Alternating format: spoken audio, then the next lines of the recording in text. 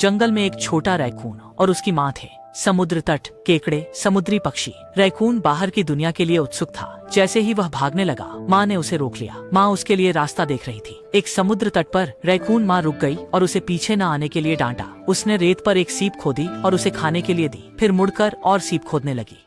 तभी पास रेत उड़ी। रैकून माँ की तरह सीप खोद रहा था। माँ उसे सुरक्षित जगह ले आई, पर मुड़ते ही वह समुद्री पक्षियों को छेड़ने भागा। माँ ने देखा, तुरंत खींचा और कहा, इधर उधर मत भागो, ये शमें ताज का माशा दे इसे निश्चिंताता में। ऊबे रैकून को समुद्र तट पर एक चमकता शंख दिखा। वह दबे पांव पास गया, शंख कान से लगाया और उसे लहरों की मधुर ध्वनि सुनाई दी। तभी माँ आ गई और उसे देखा। हेन माँ ने गुस्से में रैकून को गुफा में धकेल दिया। हेन रैकून माँ को बार बार गुस्सा दिला रहा था। माँ ने गुस्से में उसके हाथ का शंख जमीन पर तोड़ दिया। रैकून दुखी होकर टूटे शंख को पकड़े रहा। तभी एक समुद्री पक्षी आया और रैकून का शंख छीन लिया। रैकून बिना सोचे पीछा करने लगा।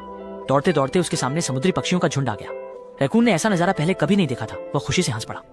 उसे नहीं पता था कि आगे खतरा था। जैसे ही समुद्री पक्षी उड़े, एक बड़ा भेड़िया सामने आया। रैकून डर कर भागा, पर बड़े भेड़िए ने उसे झपट कर जमीन पर गिरा दिया।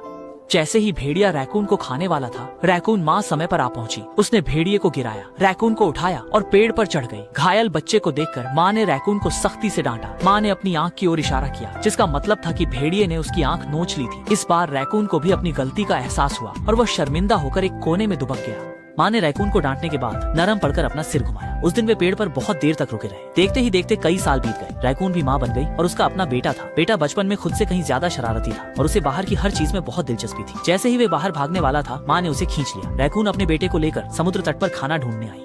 बेटा समुद्र तट पर चीजें देखकर बहुत उत्सुक था, खुशी से उछल रहा था, लेकिन माँ ने उसे रोक दिया। रैकून सावधानी से समुद्र तट पर सीपियां खोदने आया। बेटे ने भी माँ की नकल की, एक सीप उठाई और खुशी से पत्थर पर पटक दी। माँ बेटे को सुरक्षित जगह पर ले गई। थोड़ी देर में बेटा फिर गायब हो गया। गनसुइमियन ने बेचैनी से ढूंढा और पाया कि वह समुद्री पक्षियों के झुंड की ओर दौड़ रहा था। गनसुइमियन दौड़ कर गया, बेटे को आवाज दी, उसे सुरक्षित जगह पर वापस धकेला और उस पर गुस्सा हो गया। बेटा डर के मारे पीछे हट गया, कुछ कहने की हिम्मत नहीं हुई। तभी गनसुइमियन ने अपनी परछाई दीवार पर देखी और उसे एहसास हुआ कि इस तरह वह खुद और बड़े भूखे भेड़िए में क्या फर्क था। तभी उसे कुछ याद आया। रैकून अपने बेटे को पेड़ पर ले गया, पास के भेड़िए की ओर इशारा किया, फिर नाक पर लगे निशान को दिखाकर बताया कि यह भेड़िए ने किया था। बाहर की दुनिया उतनी अच्छी नहीं जितनी सोची जाती है। यह लुभावनी और खतरनाक दोनों है। बेटे ने माँ के घाव को छुआ, तब उसे माँ के गहरे इरादे समझ आए। इसके बाद उसने कभी जल्दबाजी नहीं की। रैकून ने भी अपनी शिक्षा का तरीका बदला। वह बेटे के साथ पेड़ के कोटर से बाहर आया, उसे जीवित रहने के कौशल सिखाए, आसपास का निरीक्षण करना सिखाया और बेटे को समुद्र तट पर आजादी से दौड़ने दिया, कोटर के बाहर की सुंदरता महसूस करने दी।